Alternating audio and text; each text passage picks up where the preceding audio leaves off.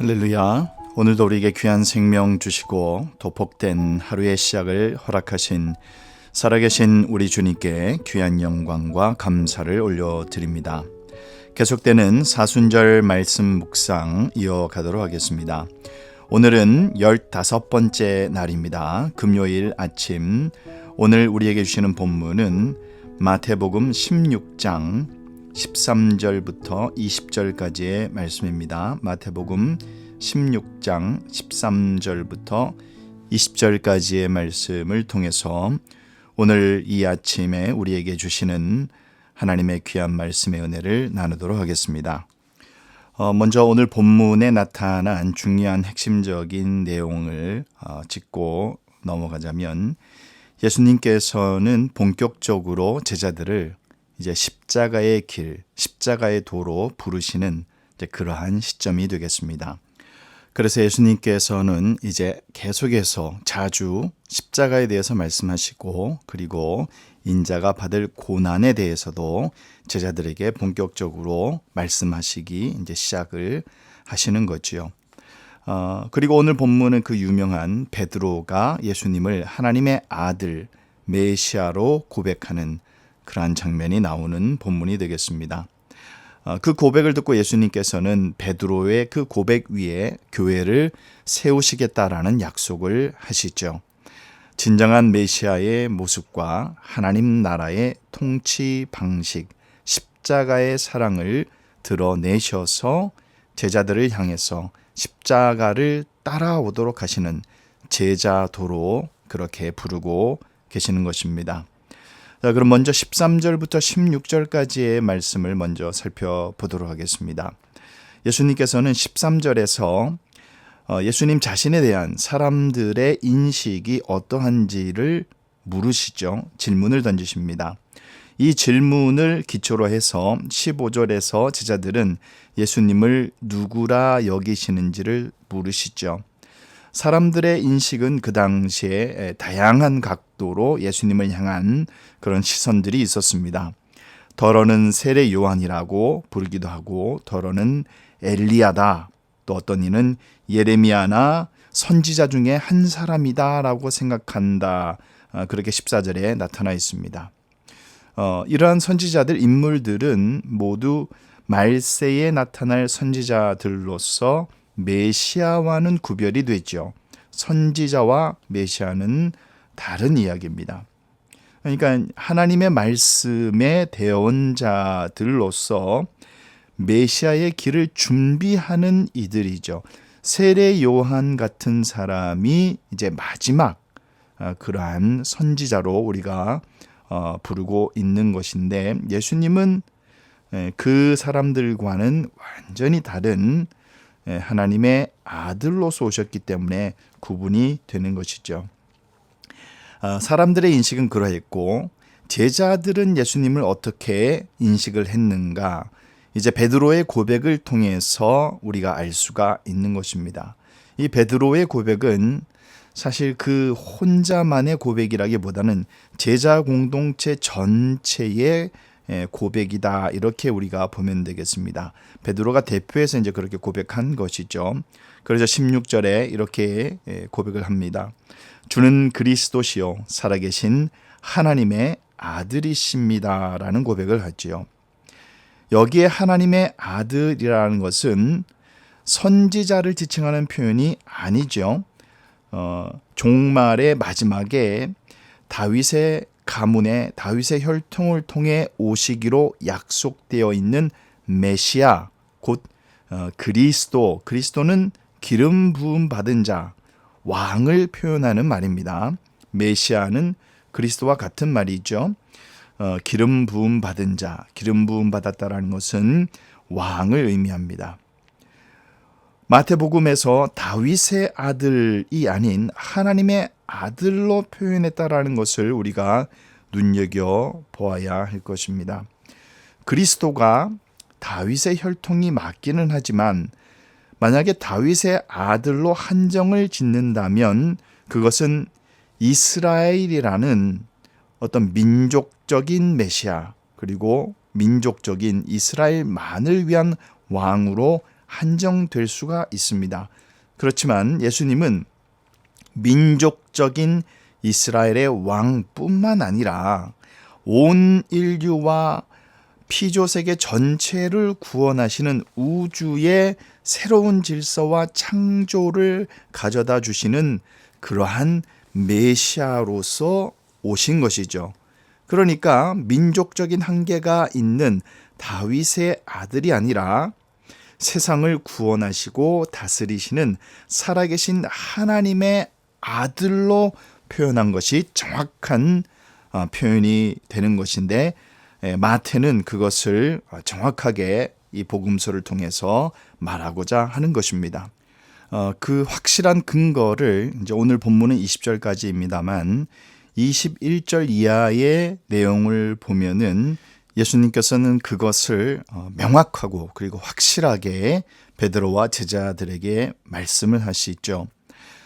베드로는 여전히 어떤 민족적인, 물론 그가 신앙 고백을 했습니다만 민족적인 메시아 상에서 벗어나지 못하는 그러한 관점으로 예수님과 부딪히게 됩니다. 그러한 베드로를 향해서 예수님께서는 사탄아 내 뒤로 물러가라라고 그렇게 말씀을 하시죠. 이것은 베드로뿐만 아니라 제자 공동체 전체가 아직까지는 예수님에 대한 온전한 신앙의 고백을 이루지 못하는 반증이기도 합니다.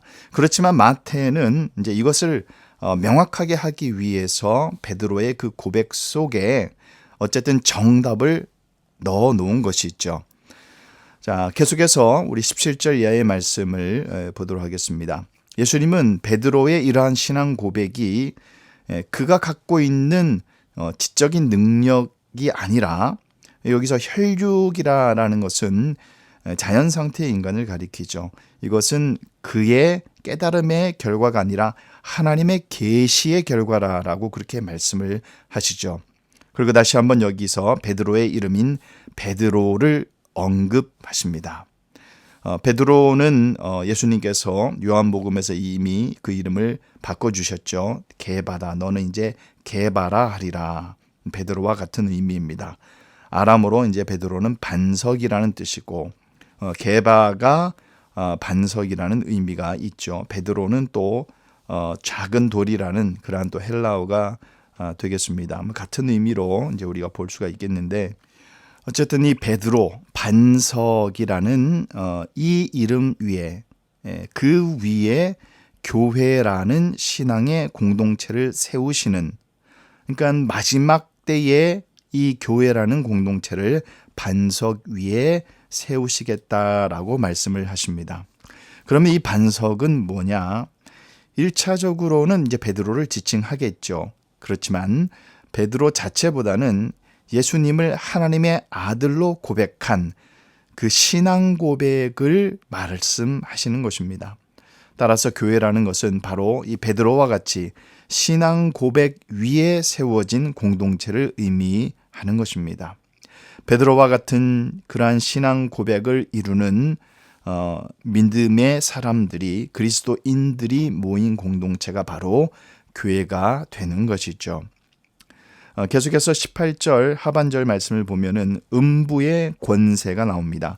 이 음부의 권세는 우리가 잘 아는 대로 죄와 사망의 권세로 볼 수가 있겠습니다. 이러한 음부의 권세는 교회 공동체, 신앙의 고백 위에, 반석 위에 세워진 이 마지막 시대에 예수님께서 직접 세우신 교회 공동체를 절대로 이길 수가 없는 것입니다. 또 교회는 천국 열쇠를 소유하였기 때문에 교회가 이 땅에서 하는 사역이 천국과 이어지는, 직결이 되는, 그것이 이제 19절의 말씀입니다. 그래서 교회는 놀라운 이 땅의 신앙 공동체이자 마지막 교회 공동체, 예수님께서 머리가 되신, 직접 예수님께서 세우신 공동체라는 사실을 우리가 반드시 기억해야 할 것입니다. 이 말씀은 다니엘서 7장을 상기시키는데, 다니엘서 7장 13절 이하의 말씀을 보면은 인자는 옛적부터 항상 계신 이에게 영원한 나라를 얻는다라고 기록하고 있습니다. 그리고 그 나라를 성도들에게 넘겨준다라고 기록이 되어 있죠. 성도들은 짐승과 싸우게 됩니다. 짐승이 성도들을 이기지 못합니다. 이것이 이제 다니엘서가 말씀하고 있는 그러한 내용입니다. 예수 그리스도께서는 죽으시고 부활하심으로 죄와 사망의 권세를 이기셨고 그 나라를 이제 누구에게? 교회 공동체에게 넘겨주시는 것입니다. 그리고 제자들을 왕으로 삼아 다스리게 하시는 것이죠. 이와 같이 교회라는 것은 인자로 오신, 다니엘서 말씀하는 그 인자가 바로 예수 그리스도시죠. 인자로 오신 예수의 권세를 위임받아서 이 땅에서 통치하고 하나님의 나라를 확장해가는 공동체가 바로 교회 공동체이고, 그것이 가장 교회의 첫 번째 된 사명이다라는 것을 우리가 잊지 말아야 할 것입니다.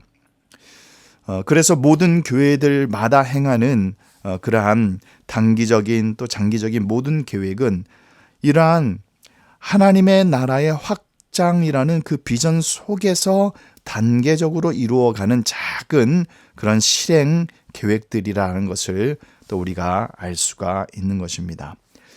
오늘 말씀을 정리하도록 하겠습니다. 베드로는 예수 그리스도를 하나님의 아들로 그렇게 고백을 했습니다. 예수님은 이 고백을 한 시몬 곧 베드로가 사람의 이성으로 알 수 없는 참 지식을 가졌기 때문에 그가 복되다라고 선포를 하시죠. 그리고 그의 고백 위에 교회가 세워질 것을 말씀하십니다. 이 고백은 복음의 핵심입니다. 베드로의 고백은 모든 믿는 자들의 고백이 되어야 할 것이고, 이 고백을 하는 자들의 공동체가 바로 교회의 공동체인 것입니다. 우리 모두는 이 고백을 기초로 해서 입술로만 말하는 것이 아니라 우리의 심령 깊은 곳에서부터 예수님은 그리스도시요 살아계신 하나님의 아들이심을 고백해야 하는 것입니다. 이러한 고백을 드릴 때에 우리는 하나가 될 수 있고, 어떠한 환난과 어려움에도 주님을 따라갈 수 있는 진정한 제자 공동체, 십자가의 길을 걸어가는 그러한 제자의 도를, 십자가의 도를 따라가는 신앙 공동체가 될 수 있을 줄로 믿습니다. 오늘도 이 신앙 고백 위에 서서 말씀 앞에 우리의 마음과 우리의 심령을 주님 앞에 올려드리기를 원하며, 이 귀한 사순절을 통하여서 다시 한번 주님의 귀한 말씀의 은혜로 아름답게 채워지고 또 그 십자가의 귀한 은혜를 묵상해 나아가시는 저와 여러분 되시기를 예수님의 이름으로 축원합니다.